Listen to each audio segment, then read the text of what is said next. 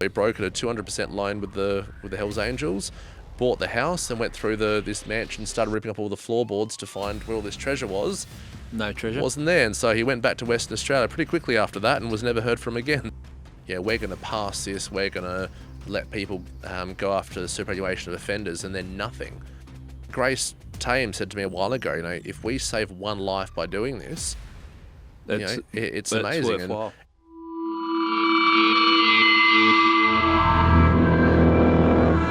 Welcome back to part 2 of my chat with Andrew Carpenter.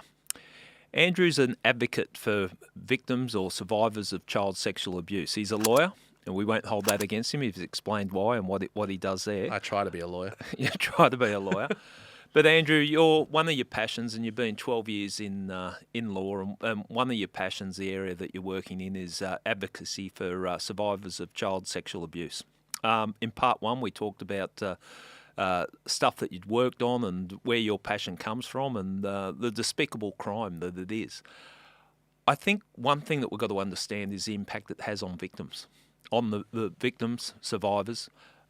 It's a lifetime sentence for them, isn't it? It is. They lose their innocence. They can't trust anyone. They see sex as dirty. They have no intimacy. And if they do have children, they are so overbearing and overprotective just to make sure that nothing happens to them. So it's a horrible example, but if you get food poisoning from somewhere, you don't want to go near that place. And imagine the worst kind of food poisoning you can ever imagine that impacts you every day for the rest of your life.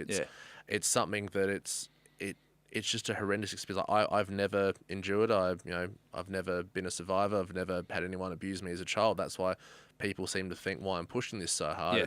I'm pushing it. I hate bullies, and that's what these guys are. They're just simple bullies, and I say guys because it's well over 99% of offenders are male. But it's to harm someone for your own sexual gratification is disgusting. Yeah. And most people can't work. They will never work. They won't have super themselves. They won't have a job. Especially with the cost of living crisis at the moment, many people are going without food to afford their medication, which they need to actually function and sleep and be wanting to get out of the house. So, and effectively the taxpayer is indemnifying all these pedophiles of their crime because the taxpayer is the one funding everything for these survivors. And when you say that, to explain that, that's for compensation for the survivors, but it's coming from taxpayers. If they get compensation, if they don't get compensation, because victims of crime only comes into play when there's a conviction, it's people. Well, the taxpayers meet Centrelink, they meet the PBS, they meet for the weekly sessions of treatment. So we're talking about the money, the expenditure that comes from someone's life being, let's say, dysfunctional because of the abuse they suffered as a child. Yeah, it's the cost to society is massive. There was a Braveheart study a few years ago where they said it could almost be $30.1 billion a year the taxpayer spends on survivors of abuse. And now you think the national debt is $700 billion. If we were to start chipping away and making this a massive deterrence, you look how much $30 billion a year could chip off the national debt. It's a massive figure because the impact is that significant. I'm not sure if that expenditure would also take into account, and something I learnt through speaking with Russell Manser and other people is pedophiles when they go into prison are not well liked. No. I naively as a cop thought it was because of the nature of the crime, and I understood that. But digging a little bit deeper into it, it appears that they're hated with so much passion in prison, and it's because a lot of people in prison have been sexually abused. And so you think that a life goes off track because someone's been abused as a child, and then the cost to society. And in South Australia, the offenders are usually shipped off to Port Lincoln, which is a shipping town, like 8-hour drive from Adelaide. And it's a country club. There's no hard units there. Like you know guys in jails that there's a pod boss and the real hard units in jail that you never want to mess with.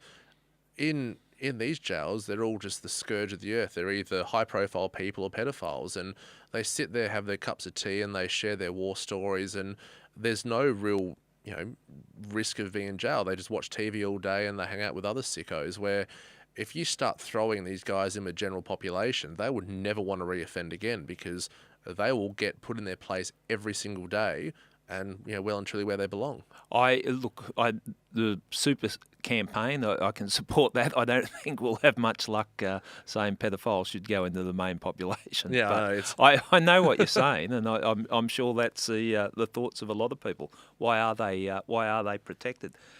There's a couple of examples where people have hidden their money and or protected themselves from having money taken off them. One particular case that you're familiar with is that I think he was the longest serving magistrate in South Australia. 25 years he was a magistrate. Peter Liddy.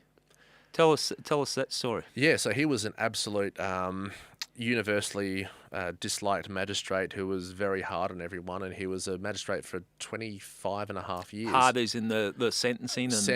And just attitude where, would be one of the, how sometimes you see magistrates that you think they're having a bad day, they're just a bit of rough on you. Yeah. He was just like that every perpetually. Day. And I never appeared in front of him, but I've just heard everyone that stood in front of him hated him with a passion. And whilst he was being a hard guy to deal with, for 30-odd years, he was a member at the Brighton Surf Lifesaving Club, and he was just abusing all the boys there. He was abusing them at a courthouse at Glenelg. He was abusing them in rooms and even on trips. So he'd say, come stay at my beach house the weekend. And his path of destruction was significant. It was over 30 years of abuse. And he finally got caught when someone wrote a anonymous letter to the Advertiser in Adelaide. Yep. And then the police started investigating him, and came out that there was multiple kids that he abused. And before he was arrested, he was a single guy on magistrate court wages, earning $300-400 grand a year, had a mansion up in the hills in the wine region, had a massive collection of like weird things like guns and medieval thing and treasure. So all the warning signs are probably there. Yeah. And when he was charged, everything seemed to have disappeared. So all his assets went away.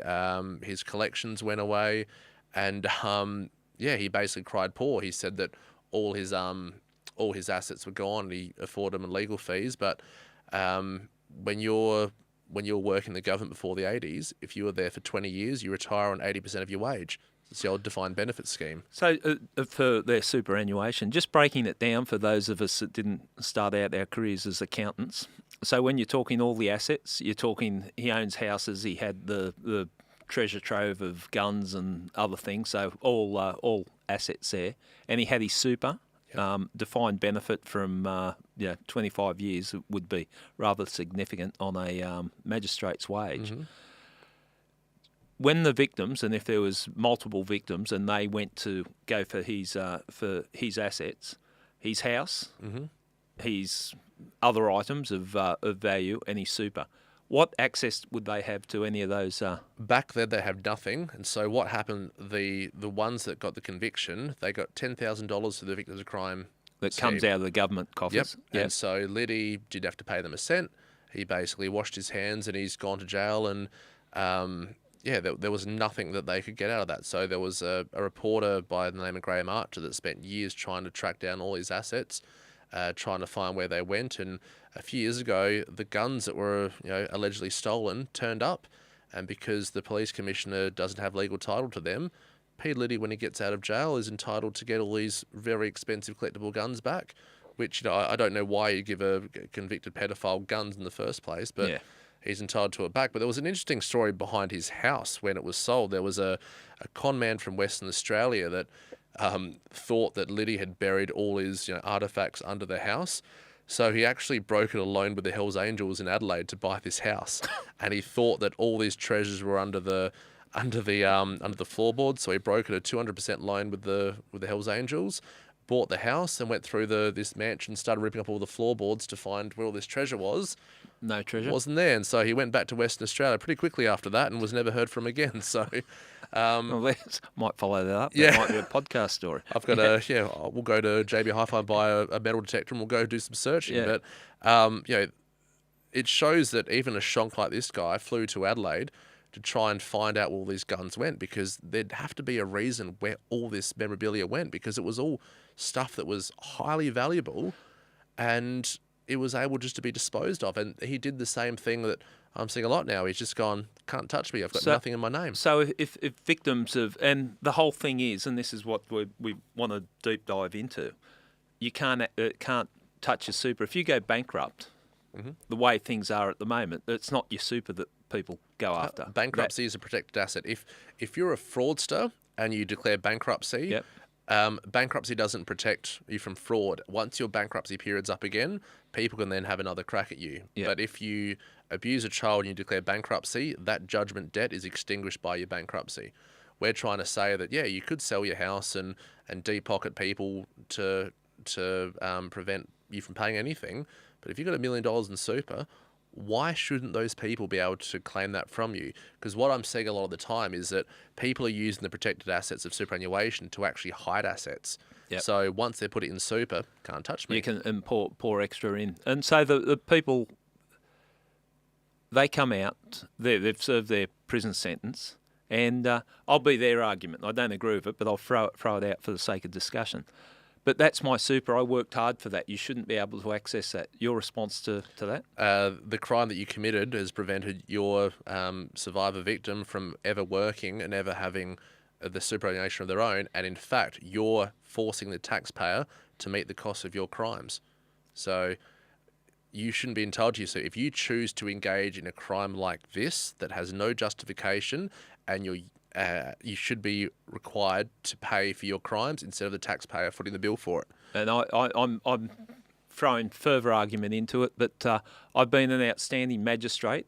I did my work. I've paid my price for the crime. I've been in prison.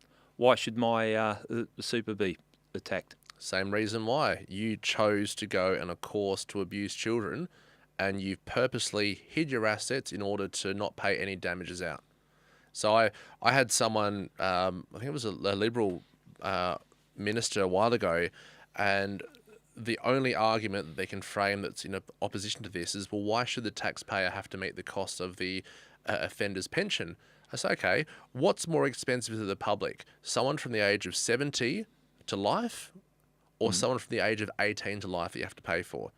Okay, so you're saying if it's the offender, 70 to 80, last 10 years of their life, you put them on a pension, that's coming out of the government thing because we've seized their superannuation. The alternate is you've got someone from early adulthood, 18, hasn't been able to function properly, has been on social security benefits, whatever, throughout the whole life. Yeah, it makes sense. And that's the only sensible argument that anyone's ever posed to me in the past 3.5 years of doing this, and simply saying, I get your point, but the taxpayer is going to pay out a lot more than not implementing this change. And if you think if a survivor gets a lump sum payment, imagine if they went to some form of inpatient treatment for a month or two and used the money on that to really get the treatment they require to actually then go out and be a member of society that can live a normal life. But right now, it's one of those crimes where people are agoraphobic, they don't want to leave the house. And people know that. That's why they choose a certain target of children to commit these crimes against. And I've had people say, well, why don't these relate to murder and so other? But it's, again, there's no legal justification for this. And murders aren't going up 4.5% a year. Murders don't have a conviction rate of 0.003%.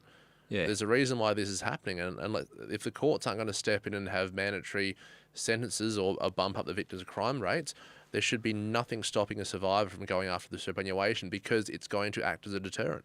And usually when they're trying to, when suggestions of changing legislation, the counter-argument is, but the sky will fall, and we can't do this. But this legislation could be written up fairly tight, so it's not going to be everyone that's been a victim of crime can take superannuation. I said to the Stephen Jones, the Assistant Treasurer, I said this could be 6 words in the Bankruptcy Act you could add in. It's, superannuation is a protected asset except for child sex abuse matters. And, they, in their consultation paper, which they released this year, it went against everything that we asked for. We said it can't be we said at the very start it needs to be open for all civil actions and all superannuation. And they've come back with, only out of character contributions, so not the employment, and only for convicted offenders. I said, well, no, that doesn't relate to the 99.997 of people that don't get a conviction. It would be such a minuscule won a criminal conviction. And the one thing that politicians have said to me is, oh, you know how hard it is to change super? I said, that's bullshit. When COVID hit, it was 10 days before you changed superannuation to get early release because the government knew they were going to bleed dry in benefits. And then this year, when the consultation paper got released, they were saying how hard it was to change super. But then they announced they're going to tax people that have more than 3 million in super. And so I said on Ray Hadley's show, what the government is saying is we would rather tax hardworking Australians to get extra money than punish pedophiles by taking their superannuation. Yeah. It's you look at when any bikie is ever arrested, the first thing that's happened, their assets are taken. And you know, if you're a bikie, if you're at a funeral and another person there is in your bikie gang, you get arrested and refuse bail. Yet there could be 10 pedophiles at a park hanging out, swapping USBs and, suspended sentence or, don't do it again. Andrew, you put up a compelling argument, and I can see why your chosen field, advocacy. There are other examples, like the examples. Was it Morris Van Ryn, the Bega cheese? What was the story there? He was worth millions, and again, when he went to jail, there was nothing left in his name, and it's because there's Peter Liddy's probably the nexus of this to show the actual blueprint of how to actually hide your assets and prevent people from coming after you. And it's, one might say that it's self-preservation for the offenders, but my position is it's just another level of narcissism and control that they're trying to throw at their survivors by simply saying, I control the narrative now, you can't touch me. Yeah, he got time in jail, but so what? The people that he abused are absolutely scarred for life. And I think we just got the tip of the iceberg with him. I think there's going to be a lot more people coming out. Right. Same with Peter Liddy as well. Peter Liddy, there was a lot more people that came forward, but 10 years after his conviction, his criminal lawyers argued that he won't get a fair trial because everyone in the state knows who he was. And even though there was more people that came out, it's... Well, poor him. I know. Yeah. And that's why I don't get, like, even with that, why don't you just say, all right, well, then have a judge-alone trial? Yeah, I 100% agree. It's so easy to get round that if he's worried. With that, with the super and going after that, what do you hope to? How's that going to hit the pedophiles? And I've heard you talk about them being narcissistic, and I think I've heard you on the interview or something I was reading that you said you were talking about one person that said he'd prefer to pay $20,000 a week to his legal team than give the victim any money. Yeah, so this guy... What's that about? So this guy, he was a godfather of a girl called S.E., and for years he had a massive, affinity towards her. She had two sisters, and he'd always have, be overtly affectionate with her. And then one day in a holiday in Melbourne, he actually started abusing S.E., and then he lived in Adelaide, and then they went back to Adelaide, and the girl said, I don't want to go on a holiday. The parents said, no, just go. And he abused this girl in public, and multiple people saw him. And so police were called. He went to district court, got convicted, appealed to the Supreme Court, conviction upheld, went to the High Court, conviction upheld. And so we went to sue him, and he sat back being an absolute smug prick in his chair and go, do you know what? I'm not going to give her a cent. I'm going to get a QC. I'd rather pay him 20 grand a day than give her a cent for ruining my life. And I turned around and said, oh, it's a nice freehold house you own there. You really want to go down this path? And his tune changed pretty quick because I said, mate, again, I'm doing this no win, no fee. Don't try to deep pocket me. She's not going away. You've got a conviction. And because it was your goddaughter, the name was protected. But if this is in civil, she turns 18 next month. You want this to get out there? Yeah. Run it. And again, he was trying to say, she ruined my life. I'm like, no, you groomed her, you abused her, and there was 4 independent witnesses that saw it happening. And he, again, she's ruining my life. It just shows the disconnect between reality. It is. And the fact that I'm so cool, like, if you want to run that trial, go for it. You're going to lose your house one way or another. So, and the weirdest thing with this, the wife stood by him. Yeah. And, this guy's got grandchildren, and he still gets to see his grandchildren. And you think, why would anyone, one, abuse a child, but why would you stay with someone or let them visit your grandchildren when this is happening? So, Again, there's a weakness with people with dealing with this. This is they can't deal with how confronting the actual offence is, and let's just turn a blind eye to it. It's too hard to deal with. But I think you talk legislation. I'd like to see more people be accountable for knowing that this is going on and not reporting it. And you see it time and time again. And it might be because it's the breadwinner of the house or whatever, or we don't want to rip the family apart. But they should be complicit in that. If someone knew about a murder and they didn't come forward, we would be going after them for that. Well, I'm running a matter at the moment where Mary Keeney's been on this show before. Great person. Great choice of clothing for the show. She wasn't very happy about the sweat marks, but I apologise, Mary. The air conditioning wasn't working that day. We both suffered. Absolute champion she is. But this is getting her to look at a matter where the mother knew about the abuse and did nothing to stop it, and the offender died, and the mother's got multiple houses, and we're saying, no, hang on, this is simple negligence 101. You were aware.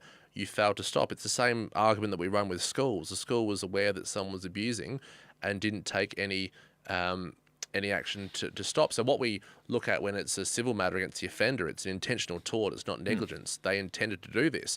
But someone turning a blind eye, that is negligence. We've seen the Catholic Church and George Pell got absolutely shunned for turning a blind eye to abuses happen, and they would have been found responsible with those matters. So if someone's complicit and doesn't put a stop on this, they're on the hook as well. Well, so they should be. Conceal a serious offence or aid and abet. There's stuff there that would work, legislation. Look at joint criminal enterprise. If you're in a car and you go to rob a house and someone pulls out a knife and stabs and kills a person, everyone in that car will go down for it.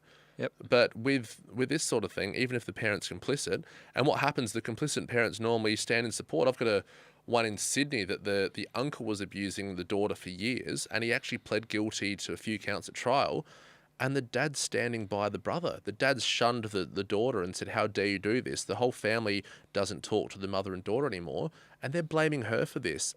Yeah. The uncle pled guilty. He admitted it.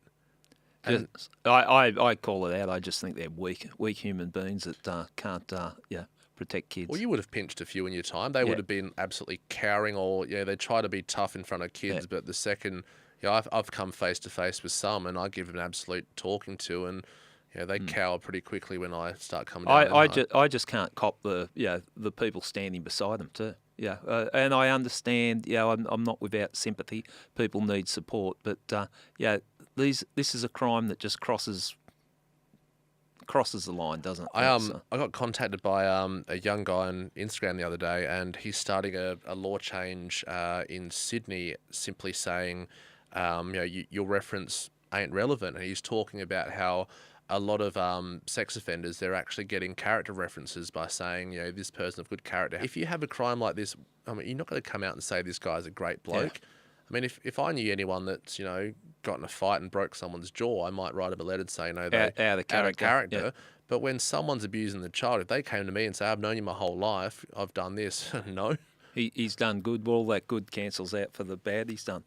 So what's the history of getting this legislation introduced? So I think it was first flagged in 2017, was it? Yeah, so after Maurice Van Ryn, so that's when they started talking about it, and between 2018 and 2020, nothing happened. There was a press conference on the steps of Parliament House in Canberra in, I think, January 2018, where the Liberal government said, we're going to pass this, we're going to let people go after the superannuation of offenders, and then nothing.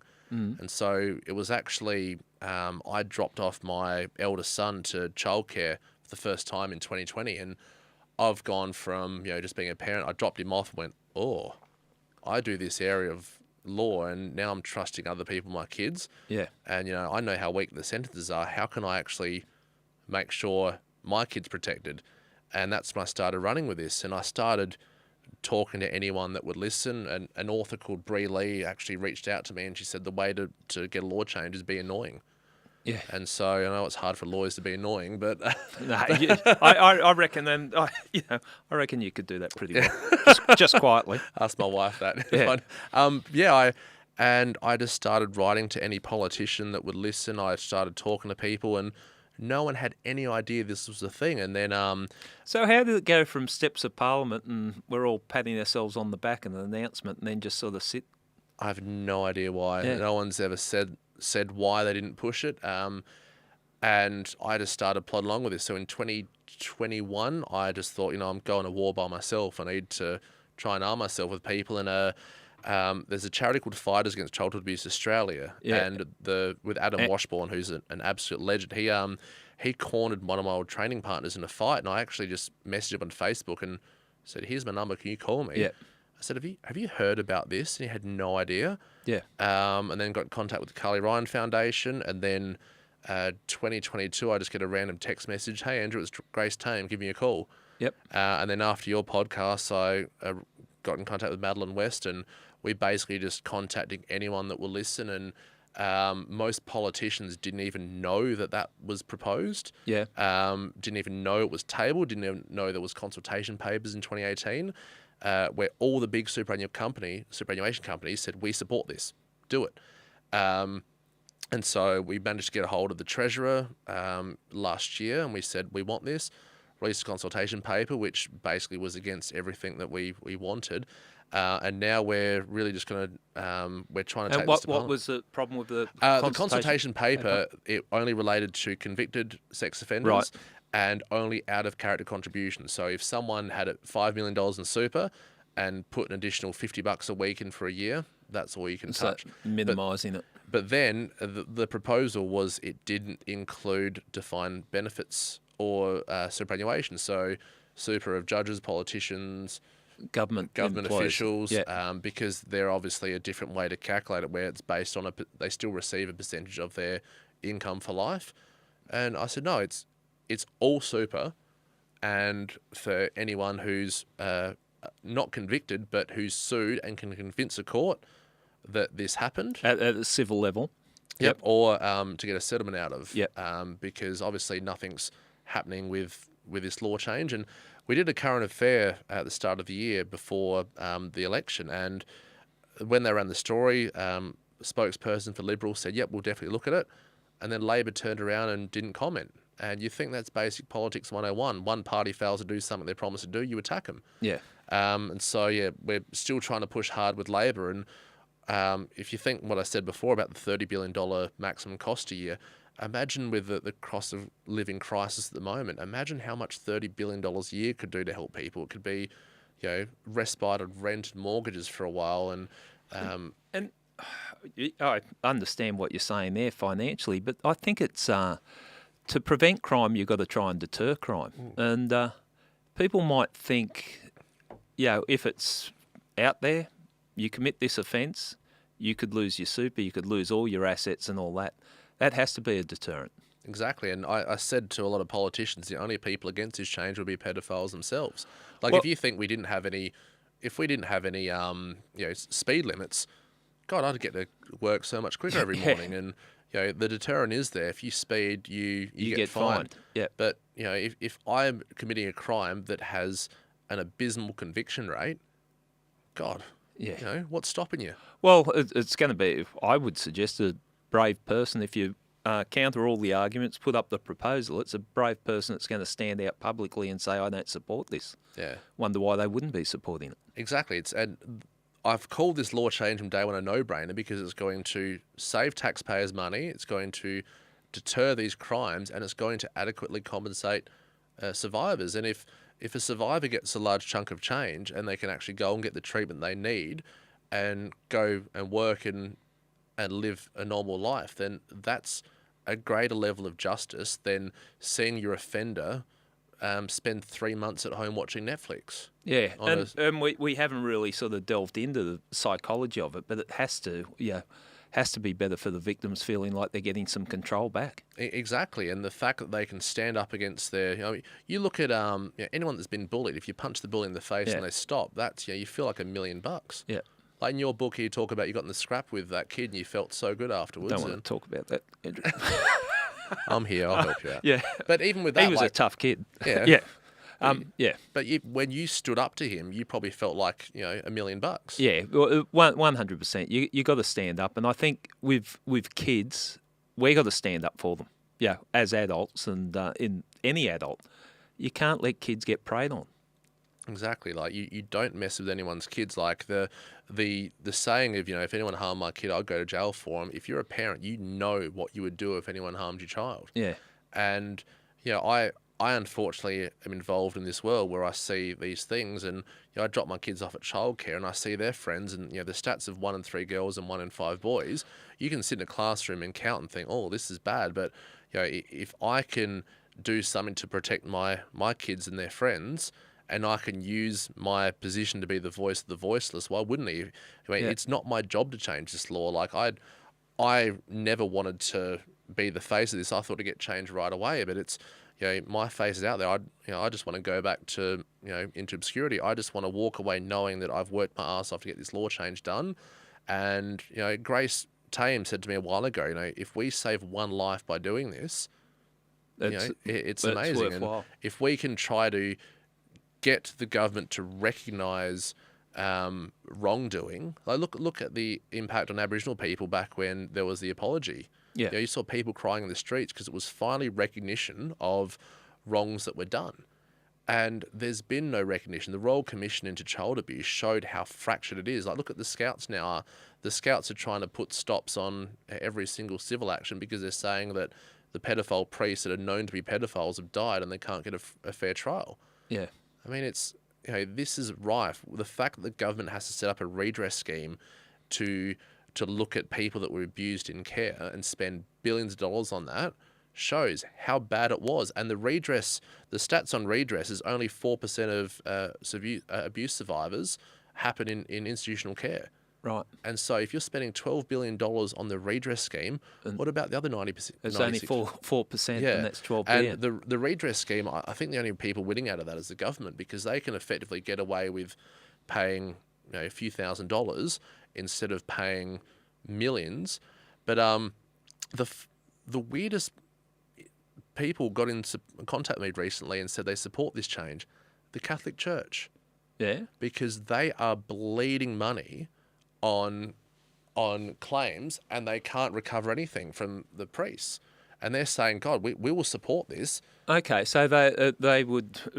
I'm trying to interpret what you're saying there. So Catholic Church, they'd hang the priest out and go after him, not us. Well. So they're vicariously liable for it, but instead of them paying out $1 million for a claim, for instance, they might only pay out $500,000. The other $500,000 comes from the priest super. Yeah, and does anyone really care if they're living in poverty, if they've destroyed lives like this? Priests aren't meant to have materialistic items anyway, so I don't get why they're meant to have super. But so that's they actually reached out. That's interesting, isn't it? Yeah. It's very telling. It is, and the fact that I haven't had one politician that says it's a terrible idea, but no one wants to put their balls on the line to say, get this across. And I don't know why, but the politician's job is effectively to implement laws that benefit the money and benefit the country. And if they can financially and if they can pass laws to show that, hey, you're going to be finally accountable for this. And, we're never going to be like some countries where they, it's a death penalty for this thing. But they can show that if you engage in this behaviour, you'll lose your liberty and you'll lose every single thing you've ever worked for. And that's the real deterrent. And people say, oh, but what about if they've got families? Well, no, that should be your deterrent. Don't do this when you have a family. So you have something planned, and you've mentioned Grace Tame and Madeleine West. Yeah. You've got something you plans to speak to some politicians in Canberra? We're going to be going to Canberra next sitting, and we're going to basically be going there and say, right, well, when we met with Stephen Jones, he said that this law change will take place in the first 6 months of 2023. Now that's almost over, and there's been no real detailed response to the consultation paper. In fact, everyone supports our position. I haven't seen anyone that's against it. And so we're basically going to Parliament House and saying, here's all the people that are against this. Liberals promised to change the law when they had a petition of 20,000 people. We're up to 51,000 people at the moment. And we're just simply saying, what is your reason for not doing this? How, just on that petition, and let's get it across so people, if they're listening and they want to support it, how can they support that petition? Just in Google, type in Peter Liddy, Liddy petition, and it'll come up with a change.org. And the plan is to simply say this is almost 3 times what was originally proposed and where you said you'd change it. There's a real need here. And the taboo subject of this needs to stop. We need to show that this is a real problem. 33% of girls and 20% of boys experience It's this. frightening. It's to show that you need to do something now, and the time for action is now. If you want to make Australia a very safe place, implement this change, because we don't want these stats to show that these crimes are going up. We want to make sure that they go down and that people are finally truly held accountable for these horrendous crimes. Make it a tough place for pedophiles in this country. And I don't think anyone would have any sympathy for a pedophile if they lose their superannuation. I can't see that being a story anywhere of sympathy. Oh, look, I've got nothing. But that's why I'm racking my head. I don't know why this hasn't changed. There's got to be some reason why. I think in any change, legislation, I've been through some campaigns to get legislation changed, and it's a battle. There's a resistance, but we've always done it that way, and sometimes it needs people like yourself pushing it.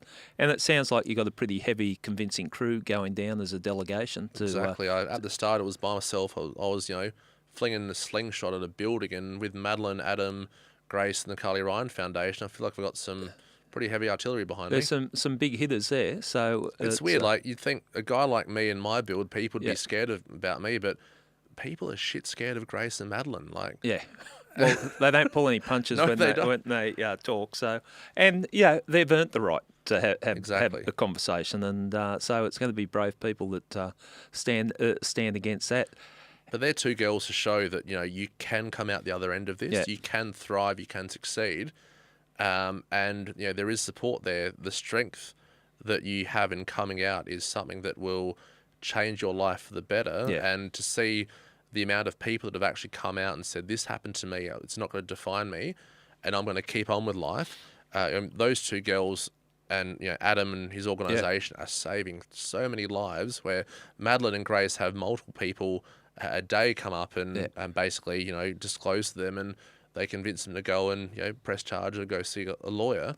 And you want people like that to stand up and say, this happened to me, it's not your fault. I think that's a very powerful message, and I don't know Grace personally, but I obviously know Madeleine, and I full credit to her for having the courage to come out, the high-profile person, and say, this happened to me. I'm the victim here. I didn't cause this, and it was so powerful. And the work that Adam does too. Oh, he's exposed that many offenders. I had the girl I was talking about earlier, where the mother was punching the offender, leaving court. I represented her. I won against the state in her matter, and she said at the very end, I just saw something online about this guy, and I thought, I might come forward with it. And I actually typed in Google the guy's name. It was actually Adam's page from 2015 that he actually posted about this offender, and she saw that post and came forward and spoke about it. And the amount of people that he's actually got forward to come and go speak to police and got arrested just from his page alone. Grace won Australia. I have no idea how he hasn't won it yet, because the amount of work he's done in the community. He's changed laws. He's helped survivors by teaching martial arts and giving them the strength. And the world would be a much better place if there's more people like Adam around. No, the work he does is tireless, and a very impressive person. So big. And again, not his job to do that. He's doing this on his own dime. I'm doing this on a lot of my own dime as well. My work at Webster's Lawyers has been amazing to give up time and let me do this stuff on their time as well. And because my boss knows that this is obviously something that I'm passionate about, and I want to see change, because being a lawyer is not doing stuff for the benefit for your clients, it's doing stuff for the benefit of the world at large. And if this change can happen, if I can save one child from being abused, then you know what, this 3-year journey has been worth it. It's worth it, isn't it? That one life, and as Grace said to you, that's so true. Has it impacted on you personally? Because it's a pretty heavy topic to discuss, and it's never fun fighting town hall, but seeing the trauma that's associated with these type of crimes. I like eating Nutella a lot. That helps me get through stuff. So, okay. I go. Is that product placement? Oh God, if I've probably bought half their warehouse over the years. But no, I go to the gym every night. I've done martial arts for years. I try and make sure I take care of myself. It's a pretty heavy subject. It's something that you don't go to dinner tables and talk about. No, what it's you not do. a light conversation. Nah, but it's if anyone asks what I do, I just basically say I just try to make change, and I go after the people that deserve to be put in their place. So it's the gym helps a lot, and I think the big thing is that if people are coming out and trusting me about their stories, then I can't change what happened in the past. I can change what their future is. So it's always hard hearing about, especially with kids of my own. But no matter what I feel, nothing compares to what they're coming out the other side. So I just take care of myself, and a lot of lawyers, drink every night and do things where I'm not a coffee man. I like chocolate and go to the gym and a meathead at heart. So. Yeah, it's a different way of dealing with it, but you seem like you're going okay with it all. Just trying to make a positive change, and if I can be the voice of the voiceless, then so be it. But I mean, it empowers you to do stuff too, doesn't it? When people say, I'm sitting here giving you a compliment that the work that you're doing, that you're fighting, but then you see the people that you're fighting for, and that sort of brings it all back, doesn't it? Like I hate bullies with a passion. Like I do a lot of police assault matters, but I saw a guy pull a knife on a cop a while ago, and the cop just flattened him, and I walked up to the cop and said, "Hey, I saw exactly what happened. If you want someone to back you, then even though my reputation in Adelaide is the guy that sues cops, I'm like, hey, if you do something wrong, I'm not going to turn around that. But if I can show that I'm going to stand up for what the right thing is, then." Well, I think if you can walk that line, I think people, you're never going to please everyone, but you've got to, do what's the right thing to do, I think, and stand up. And you mentioned that case, and again in the research for the podcast, so just looking at some of the stuff you've done. So you're pretty passionate on a lot of things, because that was Nathan Cross. Was that the matter of Nathan Cross? Do you want to tell us about that? Yeah, he was arrested and had a police officer standing behind him, and the officer basically threw his head first into the charge counter, and all the cops at trial said that he fell. The footage was clear as day. And, often we see with police officers, when something happens, it's a bit of a hear no evil, see no evil approach, especially with young constables. They don't want to come forward and say, hey, actually the senior flogged this guy. But I do a lot of police matters like that, where he actually got the justice he deserved, got a nice payout for the brain injury that he sustained. But it's holding the accountable to account, and if you do something wrong like that and you don't own it, then you should be there's 0.001% of the bad police don't negate everything the good police officers do, but unfortunately the bad police officers are the one that are actually showed on the news or and highlighted. So you never see an officer saving someone from a burning building, but you'll definitely see an officer who slaps someone or. Look, I think your job is, you can't be pro-police or anti-police, but if you judge each case on its merits. I don't have an argument with that, and I've had some solicitors and barristers that cross paths with throughout my career, and I'm fine with it. Like, they'll go hard at me if they think I've done the wrong thing, and they're doing their job for their the person they're representing. So I understand that. So. You're passionate about everything you do. That's what seems to come across. I try to. So it's just a matter of, like I said, I don't like bullies. I started martial arts because I don't like bullies. I started lifting weight because I got picked on, and I just thought, what, if I can stand up for someone that's getting put in a bad spot, then so be it. And if that means that I can do it in the skills I've learned over a long time being a lawyer, then so be it. But my wife knows I'm stubborn, that I'm not going to stop until this law change is done. I wouldn't have picked that up. I'm not very perceptive. Stubborn? No, I can't say that. Lawyer, not backing down. No, it's if I start one of those stupid flat pack things, I need to finish it that day, But and with this law change, and you're a man, so you don't have to read the instructions. You just come instinctually. What is the I learnt this in Alabama for a redneck. It's like, if you can't duck it, fuck it. If you can't fix it with duct tape, then you can't fix it at all. So well, that's liquid nails and duct tape, and you can build anything. You put that flat pack together, and then there's all those pieces missing, and then you start all over again. No, it's not the pieces missing. They just didn't put enough in. Yeah. How many times have you phoned up and complained, this is missing a screw? No, it's there, sir. Don't be ridiculous. Anyway, also martial arts commentary, Yeah. mixed martial arts. So you get behind the microphone and talk us through the fights. That would be a bit of a outlet and release for Yeah, so I used to do it years ago. So I used to be a training partner for a guy called Mike Turner, who's the former brace light heavyweight champion and DFC heavyweight champion. So I much liked him as a light heavyweight because now he's 140 kilos, and so that sucks sparring with him. But throw you around like a rag doll. Oh well, he's a black belt, and I'm 110 kilos. Yeah, and 140 is a lot, and he's just all solid. And I was looking at doing a fight of my own and training for it, but I kept getting broken feet and. Going to court all the time with black eyes isn't the best look. No.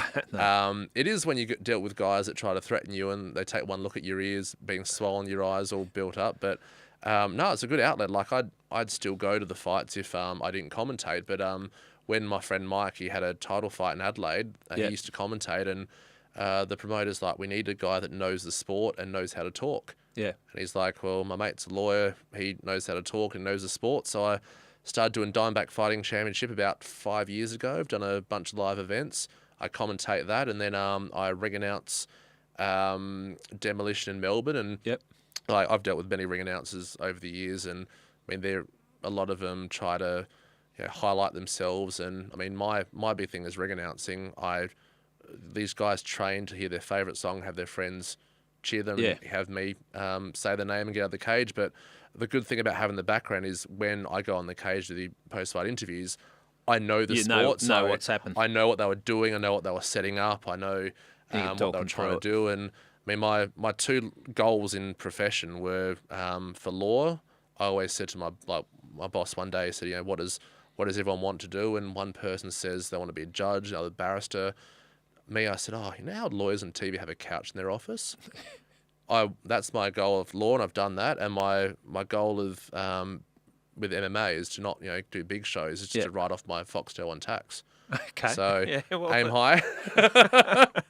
No, well, Foxtel is rather expensive. So So okay. Except with two kids at the moment, it seems like it's always on Bluey and oh god, whatever. You're not getting main event much. Oh no, it's as soon as the wife goes to bed, ESPN's on, and but no, it's just great. Like I love the sport. Like I'm not gonna let my kids watch me do that. Like I started martial arts to learn how to stand up for myself, and I believe everyone should do it. Like when you're young and you go into town, like you should know how to protect yourself in case anything happens. And I'm a big proponent of learning martial arts and learning discipline. And I think going to the gym every night and doing martial arts is the one thing with law. It's just the discipline behind it. You feel sick, you don't want to do something, but you go. And I think Ed O'Neill, the actor from Married with Children, he's a black belt in BJJ. And so he could, you look at Jason Momoa and Keanu Reeves, and he would smoke all of them in a fight. And he said a while ago, the thing you do is you just got to do it.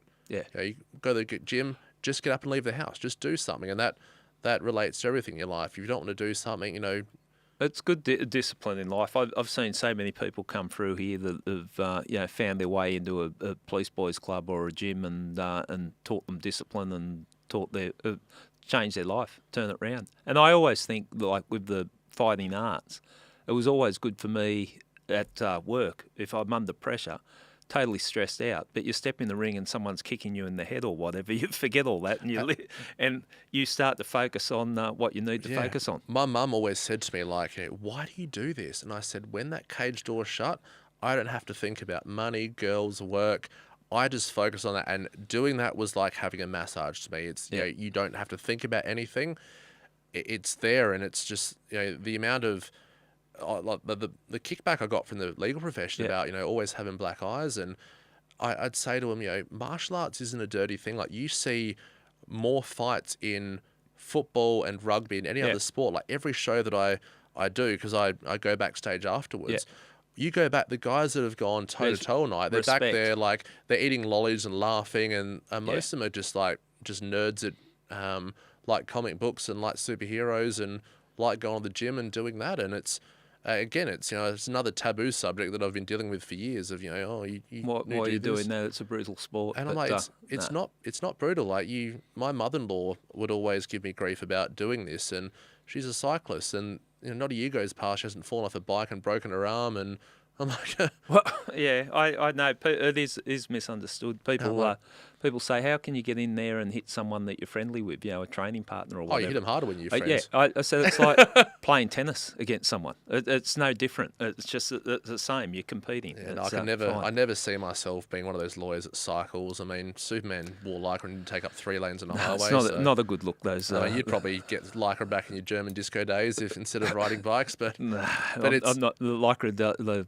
bike riders, but anyway, we'll get into trouble. Hey, it's anything that you can find that's a release to what you do. Like it could, I've got a friend that's a crime reporter, and he's into comic books. I've, in professional wrestling.